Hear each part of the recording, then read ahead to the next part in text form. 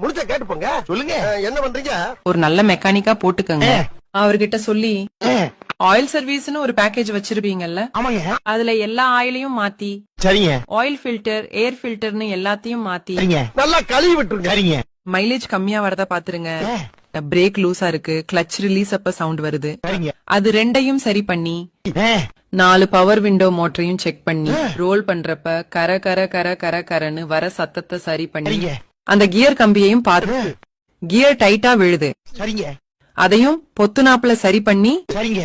AC கம்மியா வருது பாருங்க, அத அப்படியே சரி பண்ணி மலை சாரல் மாதிரி அதையும் மேலாப்ல குளு குளு குளுன்னு பண்ணிடுங்க. சரிங்க.